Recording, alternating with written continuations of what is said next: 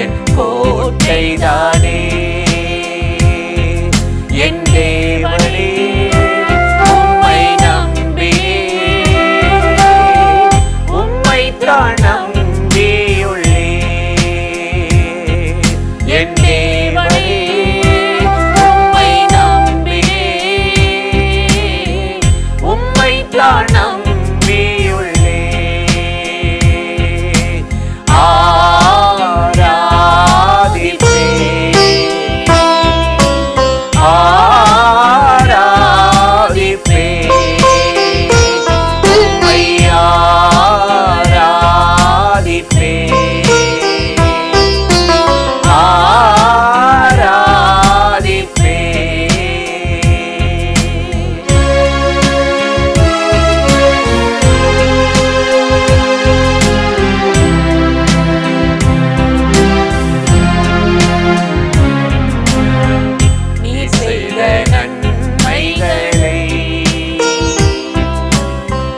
யாருமே செய்யலையே,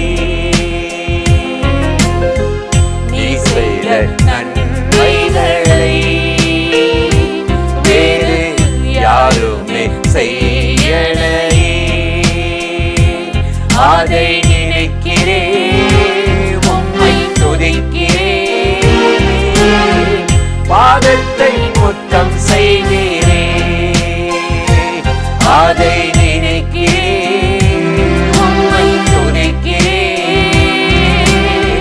பாதத்தை முத்தம் செய்கிறேன். ஆராதிப்பேன்,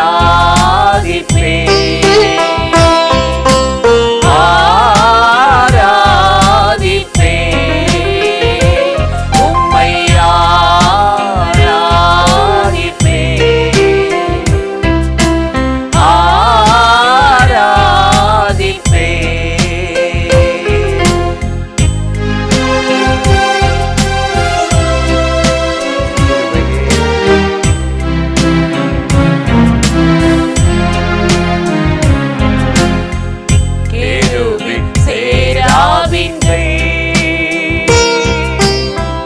உம்மையை போற்றுகிறதே, கேருபி சேராபின்கள் உம்மையை போற்றுகிறதே. பரிசுத்த நீ பரிசுத்த, பரிசுத்த பரிசுத்தரே, பரிசுத்த நீ பரிசுத்த, பரிசுத்த பரிசுத்தரே. ஆராதிப்பேன்,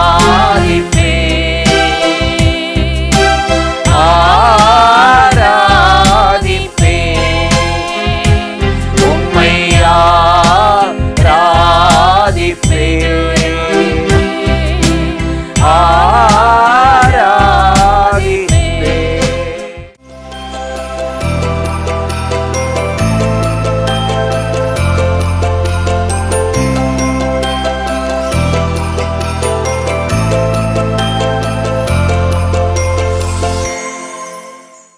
பிரியமானவர்களே, ஆண்டவராகிய இயேசுவின் நாமத்தினாலே இந்த காலை நேரத்தில் இந்த கிறிஸ்மஸ் நாளிலே உங்கள் யாவரையும் சந்திப்பதிலே மிகுந்த மகிழ்ச்சி அடைகிறேன். உங்கள் யாவருக்கும் இயேசு வாழ்கிறார் ஊழியத்தின் மூலமாக எங்கள் குடும்பத்தின் சார்பாக அருமையான இயேசு பிறந்த நாளில் இந்த மனமகிழ்ச்சியும் சமாதானமும் உங்களுக்கு நிறைந்திருக்க வாழ்த்துகிறோம்.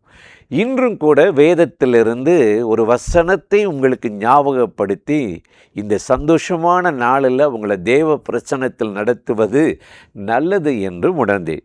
மத்தேயு 2ஆம் அதிகாரம் 11வது வசனத்தில் நாம் பார்த்தோமே என்று சொன்னால், இங்கு வேதம் இப்படி சொல்லுகிறது, தங்கள் பொக்கிஷங்களை திறந்து பொன்னையும் தூப வர்க்கத்தையும் வெள்ளை போலத்தையும் அவருக்கு காணிக்கை கொண்டு வந்தார்கள் அப்படின்னு இந்த நாளில் பார்க்குறோம். 3 சாஸ்திரிகள், ராஜாக்கள் அல்லது மேய்ப்பர்கள் சொல்ல, அவங்களுக்கு இரவிலே மந்தை காத்தவர்கள், ஆண்டவருடைய வருகைக்கு பிறப்பு காத்திருந்தவர்களுக்கு ஒரு தேவதூதன் தோன்றி ஒரு நட்சத்திரத்தை அனுப்பி, ஒரு வீட்டுக்கு போங்க, அங்கே ஒரு மரியாள் ஒரு குழந்தை பெற்றெடுப்பாள் என்று அதை பார்ப்பீங்க, உங்களுக்கு சந்தோஷம் வரும்னு சொல்லிட்டாரு. போனாங்க. உடனே கீழ்ப்படிஞ்சு அந்த ராத்திரியில் போவாங்க. போனவங்க சும்மா வீசின கையும் வெறுங்கையுமா போகலைங்க. கர்த்தரை பணிந்து கொள்ள ஆராதிக்கும் போகும்போதெல்லாம் சும்மா போகக்கூடாது, துதியோடு போகணும். அவர் வாசல்களில் துதியோடும் அவர் ஆலய பிரகாரங்களில் மகிழ்ச்சியோடும் போகணுமா. ஆவியில் நிரம்பி தேவாலயத்துக்கு போயிருக்காங்க, அந்நிய பாஷையில் பாடி துதிச்சிருக்காங்க. நம்ம வீசின கை வெறுங்கையுமா போயிட்டு ஏதோ ஒரு ஆர்டர் ஆஃப் சர்வீஸு 10 மணிக்கு ஆரம்பிப்பாங்க, 1 மணிக்கு முடிப்பாங்க, இப்படி இருந்துக்கிட்டு இருக்கோம். அந்த 3 பேரும் பொக்கிஷங்களை எடுத்துக்கொண்டு போக மறக்கலை. பொக்கிஷன்னா நம்ம கடைக்கு போனால் பர்ஸ் எடுப்போம், கார்டு எடுத்துகிட்டு போவோம். ஆனால் இவங்க ஆலயத்துக்கு போகும்போது பொக்கிஷங்களை கொண்டு போய் வெள்ளை போளமும் தூப வர்க்கமும் பொன்னையும் அவருக்கு காணிக்கையாக செலுத்தினாங்களா. ரொம்ப அருமையாக இருக்குல்ல. இன்றைக்கி பொக்கிஷ சாலைன்றது என்ன நினைக்கிறீங்க? நமக்கு ஏடிஎம் கார்டு அல்லது பேங்க் அக்கௌண்ட்டு, ஜிபே, பேடிஎம் அப்படிலாம் சொல்லுவோம். பொக்கிஷன்றது நீங்கள் தான் கர்த்தருக்கு பொக்கிஷம். நீங்கள் வேணால் தங்கத்தையும் வெள்ளியையும் நிலத்தையும் வீட்டையும் ஒரு பொக்கிஷமாக நினைக்கலாம்.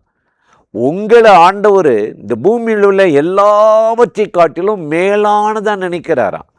இதை உணர்ந்த அப்போஸ்தலனாகிய பவுல் ரொம்ப அருமையாக எழுதுகிறார். 2 கொரிந்தியர் 4ஆம் அதிகாரம் 7வது வசனத்தில் சொல்லுகிறார், இந்த பொக்கிஷங்களை எங்கள் மண்பாண்டங்களில் பெற்றிருக்கிறோம். ஆண்டவருடைய கிருபையை, இரக்கத்தை, ரட்சிப்பை, பரிசுத்தாவின் நிறைவை ஒரு பொக்கிஷமாக கருதுகிறார் பவுல். இந்த மண்பாண்டம், மண்ணாகிய சரீரத்தில் கர்த்தருடைய பொக்கிஷம் இருக்குது, கிருபை இருக்குது, வல்லமை இருக்குதுன்னு சொல்லி ஆண்டவரை துதித்து பாடுகிறார். இன்றைக்கு காலையில் இந்த நிகழ்ச்சியில் இணைந்து இந்த வார்த்தைகளை கேட்கிற எனக்கு அருமையான சகோதர சகோதரிகளே, இன்றைக்கி எது உங்கள் பொக்கிஷமாக இருக்குது?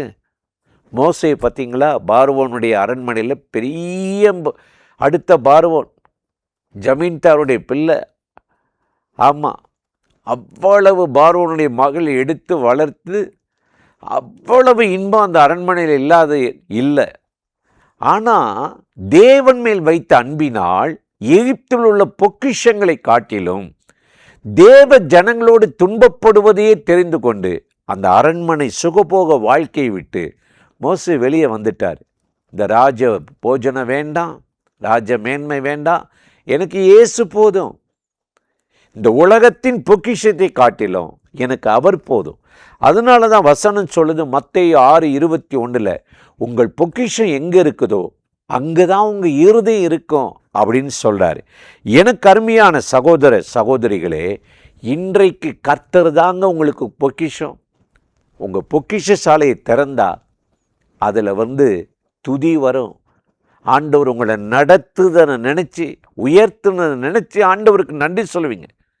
பிறந்தபோது என்னத்தை கொண்டு வந்தோம்? இன்றைக்கி அருமையாக இருக்க வீடு கட்டின, எவ்வளவு குடும்பம், பிள்ளைங்க, நம்மளை சுற்றில ஒரு சமாதானம், எவ்வளோ ஆசீர்வாதமாக இருக்கிறோம். அப்போ ஆண்டவரை துதிக்கணும். தங்கள் பொக்கிஷங்களை திறந்து பணிந்து சாஷ்டாங்கமாய் விழுந்து வெள்ளை போளத்தையும் பொன்னையும் கந்தக வர்க்கங்களையும் தூபங்களையும் காணிக்கையாக செலுத்தினாங்க. இன்னைக்கு இந்த உயர்ந்த உன்னதத்தில் இருந்த ஆண்டவர் அவர் தன் ஜீவனையே கொடுக்க அவரையே காணிக்கையாக தந்தது போல இன்னைக்கு நீங்கள் அவருக்கு உங்களை ஒப்பு கொடுத்துருங்க. நானும் என் வீட்டாருமோ கர்த்தருக்கே சொந்தம், அவரையே சேவிப்போம், அவரையே ஆராதிப்போம் என்று சொல்லி பாருங்கள். ஆண்டவர் உங்களை ஆசீர்வதிப்பார். இதைத்தான் ஆண்டவர் அவரை நம்பி தேடின அத்தனை பேருக்கும் பொக்கிஷ சாலை திறந்து ஆசீர்வதித்தார். வேதத்தில் ஏசாயா 45:4 கோரேஸ் ராஜாவை ஆண்டவர் அளவில்லாமல் பொக்கிஷ சாலை திறந்து ஆசீர்வதித்து மறைந்திருக்கிற புதையல்களை கொடுத்தாராம். இன்னைக்கு மறைவாய் இருக்கிற அந்தகாரத்தில் இருக்கிற வெளிச்சத்தினிடத்தில் உங்களை கொண்டு போய் இந்த பண்டிகை நாளில் உங்களை ஆசீர்வதித்து எல்லா குறைவுகளை நிறைவாக்கி நீதியோடும் சமாதானத்தோடு நீங்கள் அவரை பின்பற்றி வாழ ஆண்டவராகிய தேவன் அனுக்கிரகம் செய்வார். அந்த தேவாதி தேவனை நோக்கி நாம் ஜெபிப்போமா? அன்பும் இரக்கமும் கிருபை நிறைந்த நல்ல ஆண்டவரே, இந்த ஆசீர்வதிக்கப்பட்ட நாளுக்காக, நேரத்துக்காக, கிருபை இரக்கங்களுக்காக உமக்கு நன்றி. இப்பொழுது யாரெல்லாம் இந்த நிகழ்ச்சியில் இணைந்து இந்த வார்த்தைகளை கேட்கிறார்களோ, ஜெபிக்கிறார்களோ, அத்தனை பேரும் இந்த பண்டிகை நாட்களில் ஆண்டவரே தங்கள் பொக்கிஷங்கள் திறக்கப்படட்டும், இருதயம் திறக்கப்படட்டும், மனமகிழ்ச்சினாலும் பலத்தினாலும் சமாதானத்தினால் நிறைந்திருக்கட்டும். அவர்கள் குடும்பங்கள் ஆசீர்வதிக்கப்பட்டு வேண்டாத குழப்பங்களுக்கும் ஆண்டவரே கலக்கத்துக்கு விலக்கி காத்துக்கொள்ளும். இந்த நாளில் ஒரு மனமகிழ்ச்சி உண்டாகட்டும். இயேசுவின் நாமத்தில் ஸ்தோத்திரத்தை ஏறெடுக்கிறோம் நல்ல பிதாவே. ஆமேன், ஆமேன். இந்த கிறிஸ்மஸ் நாளிலும் கர்த்தர் உங்களை அளவில்லாமல் ஆசீர்வதித்து நடத்துவார். ஆமேன்.